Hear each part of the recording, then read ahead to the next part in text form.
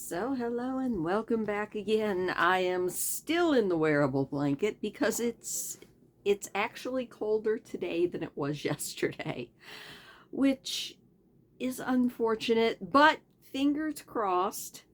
We're supposed to get back above 0 degrees Fahrenheit tomorrow, which is nice because we're not even supposed to see zero today. So I'm looking forward to at least single digits. I mean, double digits would be even better, but I'm looking forward to at least single digits above zero. That would be nice.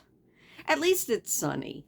Um, that's, I guess, a good thing because tomorrow, when it's supposed to warm up, um, we're also supposed to get snow, which is one of those things. I never know whether to wish for sunny days in the wintertime because sunny days are usually so much colder than cloudy ones. It's like the clouds are this lovely little blanket that Mother Nature is putting over the area to keep us at least a little bit warmer.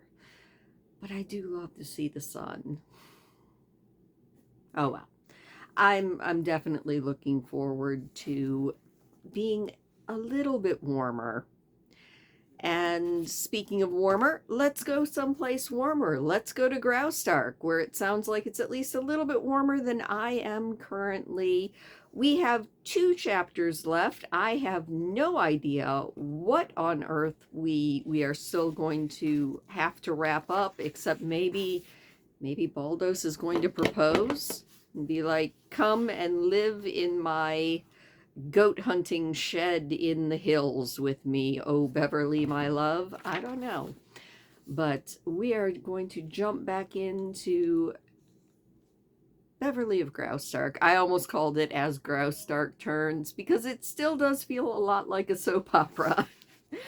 So we're going to be jumping back into Beverly of Graustark by George Barr McCutcheon with chapter 30. We only have 2 chapters left, and we're jumping back into chapter 30, and chapter 30 is titled In the Grotto. I love that word, grotto. It's such a pretty word.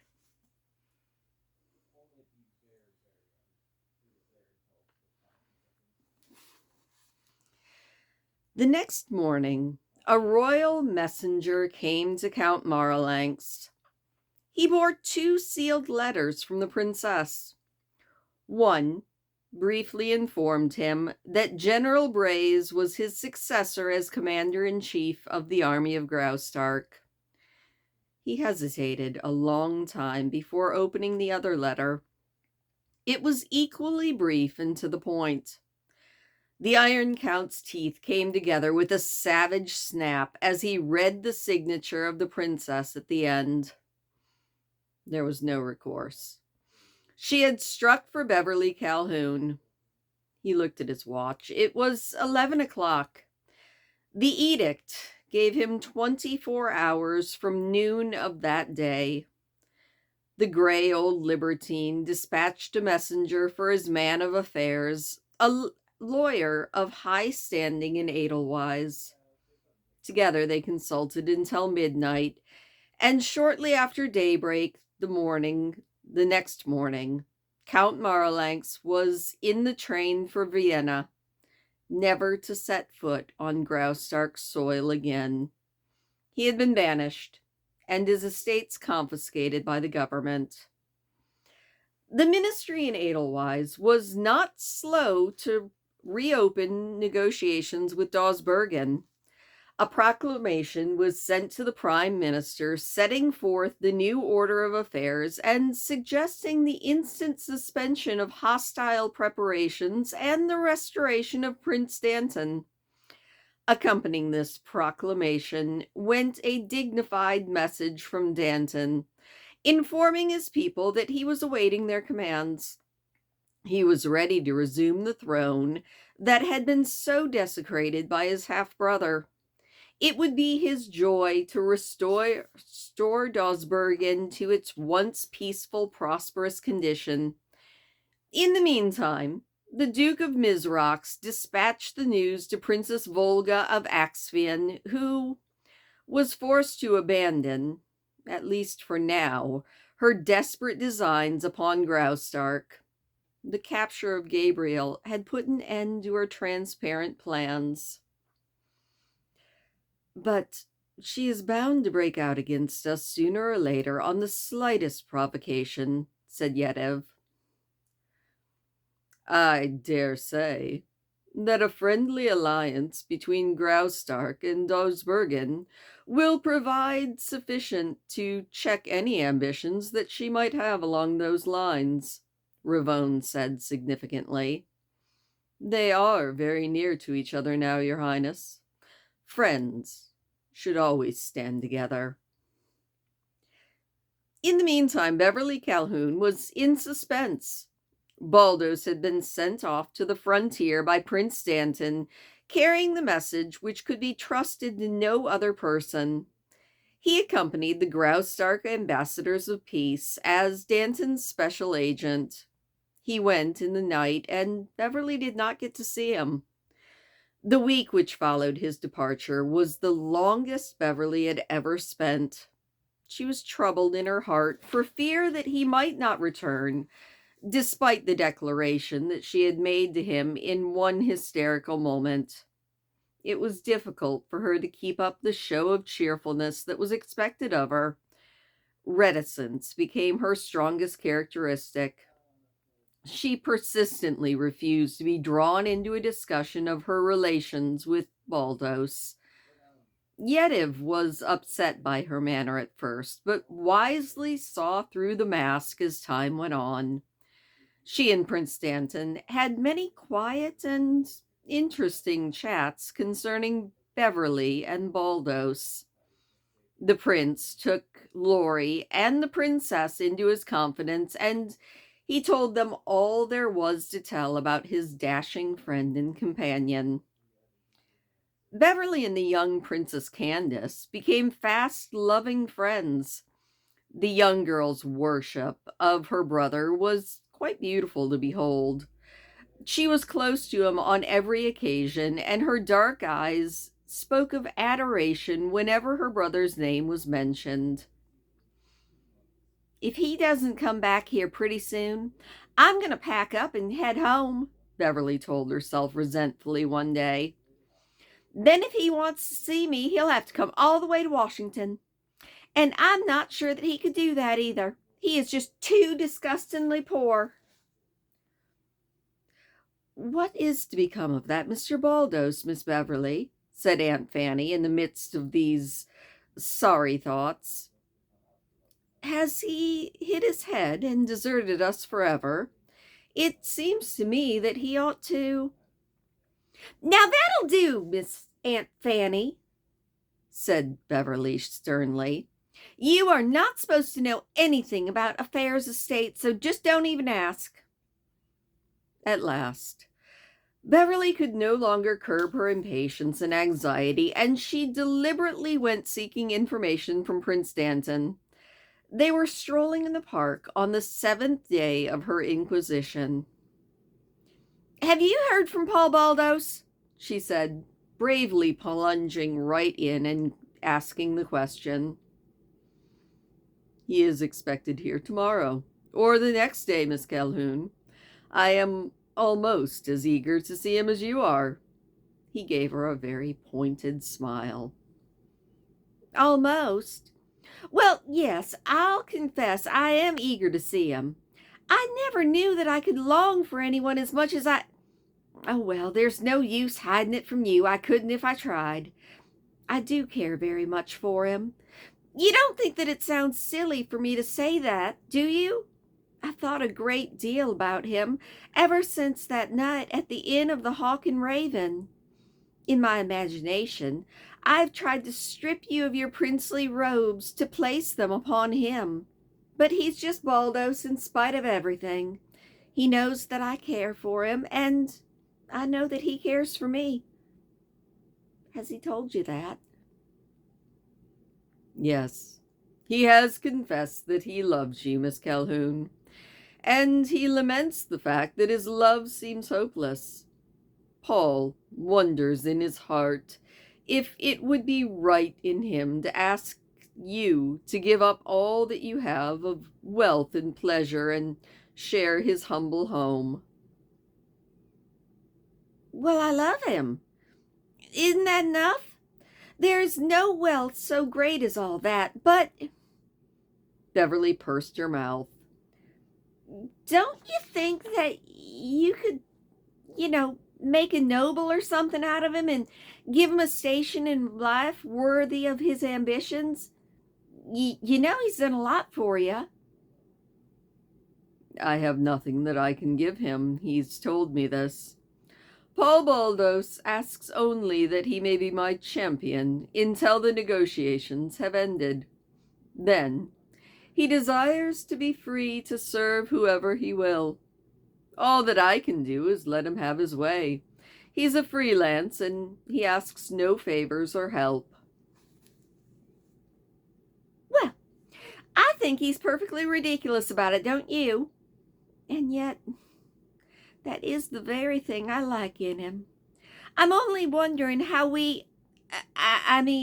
how he is gonna live. That's all. If I have been correctly informed, said Ravone, he has still several months to serve in the service for which he has enlisted. You, Miss Beverly, I believe, are the only one with the power to discharge him before his term expires. That night, Baldos returned to Edelweiss ahead of the Graustark delegation, which was coming the next day with representatives from Dawsbergen. He brought the most glorious news from the frontier. The Duke of Maltz and the leading dignitaries had heard about Gabriel's capture through both the Bappo boys and through a few of his henchmen who had staggered into the camp after their disaster. The news had thrown the Dawsbergen diplomats into a deplorable state of uncertainty. Even the men in high authority, well, not especially depressed over the fall of their sovereign, were in doubt as to what would be the next move in their series of tragedies. Almost to a man, they regretted the folly which had drawn them into the net with Prince Gabriel. Baldos reported that the Duke of Maltz and a dozen of the most distinguished men in Dawsbergen were now on their way to Edelweiss to complete the arrangements for peace and to lay their renunciation of Gabriel before Prince Danton in a neutral court of law. The people of Dawsbergen had been clamoring long for Prince Danton's restoration, and Baldos had been commissioned to say that his return would be the signal for much rejoicing. Baldos was closeted until after midnight with Danton and his sister, and Laurie and Princess Yetive had been called in near the end to hear and approve of the manifesto that had been prepared by the Prince of Dawsbergen. The next morning, word went forth that a great banquet was to be given at the castle that very night for Prince Danton and the approaching nobles. The prince expected to depart almost immediately after that to take back his throne in Saros. Baldos was wandering through the park early that morning. His duties rested lightly on his shoulders, but he was restless and very dissatisfied. The longing in his heart urged him to turn his eyes ever and anon towards the balcony and then to the castle doors. The uniform of a Graustark guard still graced his splendid figure. Finally, a graceful form was seen coming from the castle towards the trees. She walked bravely, but aimlessly. That was plain. It was evident that she was, and was not, looking for someone. Baldos saw with a thrill of delight that a certain red feather was standing up defiantly from the band of her hat. He liked the way her dark blue walking skirt swished in harmony with her firm strides. She was quite near him before he advanced from his place among the trees. He did not expect her to exhibit surprise or confusion, and he was not disappointed. She was as cool as a brisk spring morning. He did not offer his hand, but with a fine smile of contentment, he bowed low with mock servility. "I report for duty, your highness," he said. She caught a ring of happiness in his voice. "Then I command you to shake hands with me," said Beverly. "You have been away, I believe." "Yes, for a century or more, I'm sure." Suddenly constraint fell upon them. The hour had come for a definite understanding, and both were conquered by its importance. For the first time in his life, Baldos knew the meaning of diffidence. It came over him as he looked helplessly into the clear gray eyes. "I love you for wearing that red feather," was all he said. "And I loved you for wearing it," she answered, her voice soft and thrilling, and he caught his breath in joy. "Beverly," he said, bending over her, "you are my very life, my—" "Don't, Paul," she whispered, pulling away with an embarrassed glance around the park. There were people to be seen everywhere, but he had forgotten about them. He thought only of the girl who ruled his heart.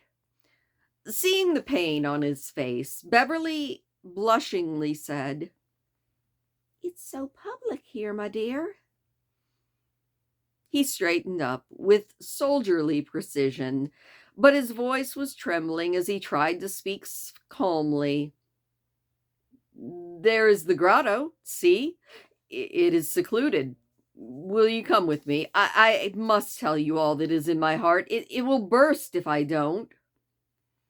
So slowly, they made their way to the fairy grotto deep in the thicket of trees. This was Yediv's favorite dreaming place. Dark and cool and musical with the rippling of the water, it was an ideal retreat. She dropped upon a rustic bench that stood against the moss-covered wall of boulders, and with the gentle reserve of a man who reveres as well as love, Baldos stood above Beverly. He waited. He seemed so much like the impatient, or so much unlike the impatient lover she had had before. "You may sit beside me," she said with a wistful smile.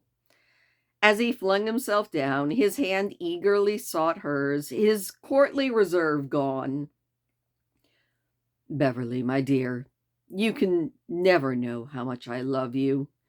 It is a deathless love, unconquerable, unalterable. It is in my blood to love forever. Listen to me, dear one. I come of a race whose love is hot and enduring. My people from time immemorial have loved as no other people have loved. They have killed and slaughtered for the sake of glorious passion. Love is my people's religion. You shall believe me when I say that I will love you better than my soul as long as my soul exists. I loved you on the day I met you, and it has been nothing but worship since that day." Baldos's passion carried her restlessly away as the great waves sweep the deck of a ship at sea. She was out in the ocean of love, far from all else that was dear to her, far from all harbors save the mysterious one to which his passion was piloting her through a storm of emotion. "I have so longed to hold you in my arms, Beverly. Even when you were a princess and I lay in the hospital at Ganlook, my fevered arms hungered for you. There never has been a moment that my heart has not been reaching out in search of yours. You've glorified me, my dearest, by the promise that you made a week ago. I know that you will not renounce that pledge. It is in your eyes now, the eyes that I shall worship until the end of eternity. Tell me, though, with your own lips, your own voice, that you will be my wife, mine forever. For answer, she placed her arms around his neck and buried her face in his shoulder. There were tears in her gray eyes, and there was a sob in her throat. He held her close for an eternity, it seemed to both of them, neither giving voice to the song their hearts were singing. There were no other words in the fairy grotto. Sweet, I am asking you to make a great sacrifice, said Baldos at last, his voice hoarse but tender. She looked into his face. Can you give up the joys, the wealth, the comforts of that home across the sea to share a lowly cottage with me and my love? Wait, do not speak until I am through. You must think of what your friends will say. The love and life I offer you now will not be like that which you have always known. It will be poverty and the dregs, not riches and wine. It will be... But Beverly placed her hand upon his lips and shook her head emphatically.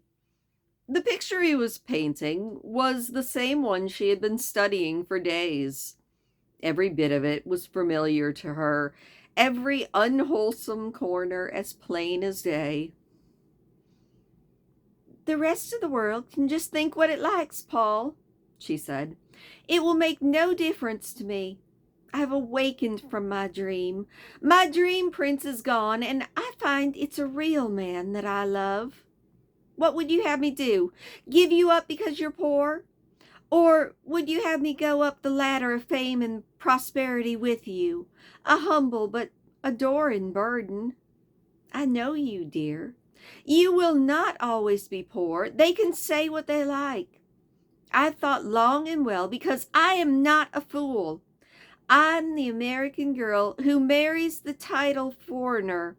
No, I'm not her anymore, because anyone that marries like that without love is just a fool. Marrying a poor man is too serious a business to be done by a fool. I've written to my father, telling him that I am going to marry you. Baldos gasped with understanding. Already? He cried. Of course. My mind has been made up for more than a week. I told it to Aunt Fanny last night. And she? Well, she almost died. I was afraid to cable the news to my father because he might stop me if he knew it in time. A letter was a much better idea. You dear thing, said Baldos. I will give all my life just to make you happy. I'm a soldier's daughter, and I can be a soldier's wife. I have tried hard to give you up, Paul, but I just couldn't. You are a loved soldier, my dear, and it's a relief to surrender to you and have it done with. They then fell to discussing plans for the future. It all went smoothly and airily until he asked her when he should go to Washington to claim her as his wife. She gave him a startled look. To Washington? She murmured.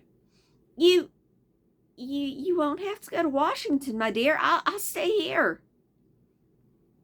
Oh, my dear Beverly, I can afford the trip. I'm not an absolute pauper. Besides, it's right and just that your father should give you to me. It's the custom in my land. Beverly seemed nervous and uncertain. But Paul, there are so many things to think about. You mean that your father would not consent? Well, he might be unreasonable, she stammered. And then there are my brothers, Keith and Dan. They are foolishly interested in me. Dan thinks that nobody's good enough for me, and so does Keith, and my father, too, for that matter, and my mother. You see, it's not just as if you were a grand, wealthy nobleman. They may not understand. We're Southerners, you know. Some Southerners have very peculiar ideas about. Don't distress yourself, my dear, he said with a laugh. Though I do see your position, and it's not an enviable one. We can go to Washington just as soon as we're married, she compromised. Father has a lot of influence over there. With his help behind you, you will soon be a power in the United. But his hearty laugh checked her plotting. That is nothing to laugh about, Paul. I beg your pardon 1,000 times. I was thinking of the disappointment that I must now give you. I cannot live in the United States. Never. My home is here. I am not born for the strife of your land. They have enough soldiers, and they're better than I am. It is in the turbulent East that we will live, you and I. Tears came to her eyes at that. Am I not to go back to Washington? She tried to smile. When Prince Danton says that we may, perhaps. Oh, well, he's my friend, she cried in relief. I can get any favor I need out of him. Oh, Paul, I know that my folks will think that I'm an awful fool, but I just can't help it. I will let you know that I intend to be blissful, at least. If I must be a fool, I'll be a blissful one. He kissed her, and then he kissed her again out there in the dark, soft light of the fairy grotto.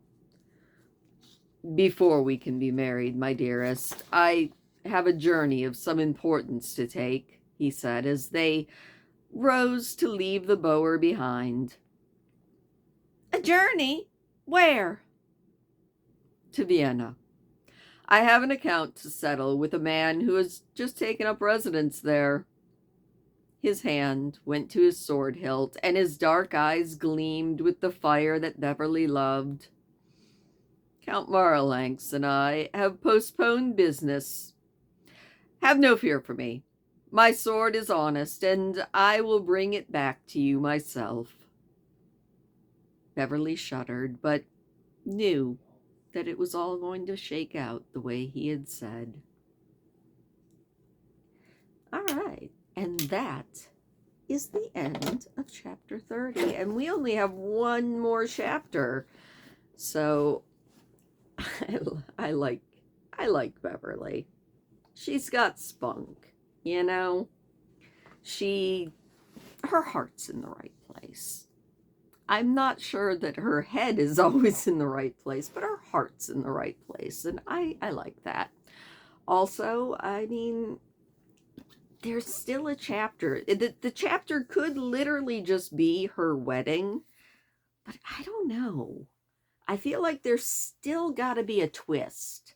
You know, we still have Count Marlanx. If the book were longer, I would think that Count Marlanx was going to break out of prison and kidnap Beverly. Or not prison, but break out of exile and kidnap Beverly. But we only have one chapter, so...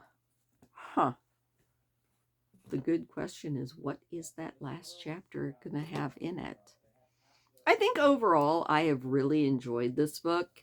Like I said, I know that the movie is, from what I understand, quite different. I feel like the movie might actually follow the other Graustark novels, like maybe the first one. I wish there was a listing of all of George Barr McCutcheon's Graustark novels, because I know this is part of a trilogy, and the first one is about the Princess Yetive and Grenfall Lorry, and then the second one is Beverly of Graustark. I don't have a clue what the third one is, but I do know that they're a very loose connection, so thankfully we aren't too lost with this.